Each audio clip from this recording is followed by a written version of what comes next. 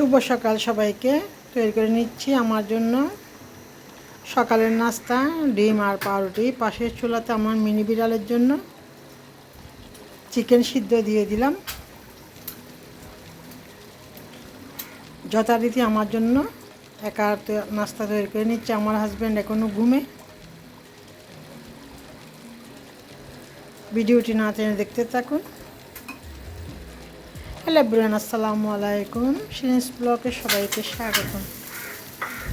আরও একটি ছোট্ট এবং সুন্দর ভিডিও আপনাদের জন্য নিয়ে আসলাম।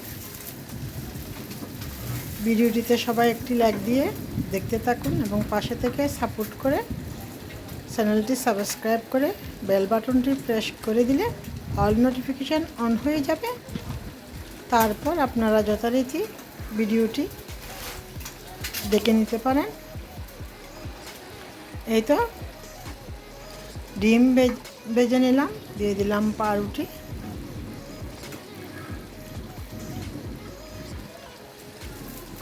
সুন্দর সুন্দর ভিডিও দেখতে হলে সিন্স ব্লগের সাথে থাকুন এবং নিত্য নতুন ভিডিও উপভোগ করুন। আমার নিজের ভিডিও আমি সুন্দর করে আপনাদের সাথে প্রেজেন্ট করার জন্য চেষ্টা করি। এই তো হয়ে গেল আমার সকালের নাস্তা। এবার দুপুরের জন্য রান্না বসিয়ে দিলাম পাশের চুলায়।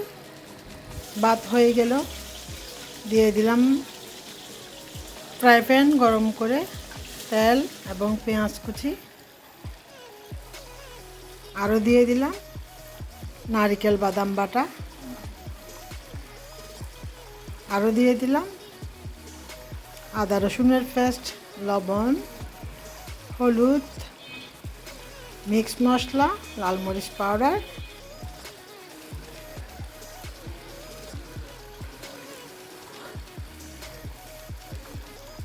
এবং পানি দিয়ে অল্প পরিমাণে পানি দিয়ে কষিয়ে নেব।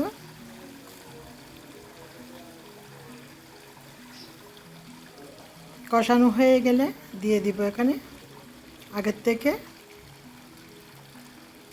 কেটে ধুয়ে রাখা মুরগির মাংস। আমরা মুরগি দোকান থেকে চিলে নিয়ে আসি, শুধু ঘরের মধ্যে কেটে তারপর রান্না করি। এই তো আমি আমার পরিমাণ করে সবসময় রান্না করি। ছোট্ট সংসারে যতটুকু প্রয়োজন আপনারা আপনাদের পরিমাণ অনুযায়ী বাড়িয়ে কমিয়ে নিতে পারেন। হয়ে গেল ভাত রান্না। মুরগির মাংস অল্প পরিমাণে পানি দিয়ে কষিয়ে নিব এবং মিডিয়াম হিটে রান্না করে নিব।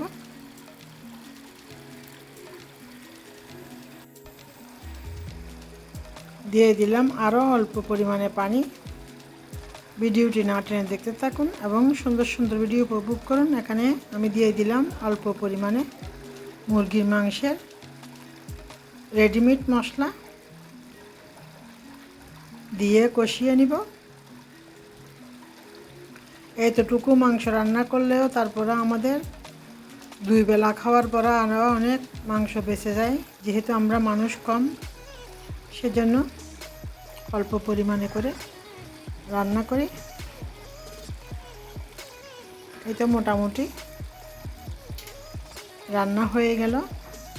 আগের দিনের গরুর মাংস আছে, সেজন্য আর কিছু রান্না করলাম না। ছোট্ট ভিডিও আপনাদের সাথে শেয়ার করলাম, দেখতে থাকুন ভিডিওটি। চট্টগ্রামে আজকে প্রায় 1 সপ্তাহ ধরে প্রচুর পরিমাণে বৃষ্টি হচ্ছে। গত 3-4 দিন পর্যন্ত বেশি বৃষ্টি হচ্ছে। এত বৃষ্টি হয়তো ক্যামেরাতে ততটুকু আসে না। আমার পাশে থেকে আমাকে একটু সাপোর্ট করে আমার চ্যানেলটি সাবস্ক্রাইব করে দিয়ে পাশে থাকুন। ভিডিওটি না টেনে দেখতে থাকুন। আমি নিয়ে দেখো কি সুন্দর বৃষ্টি।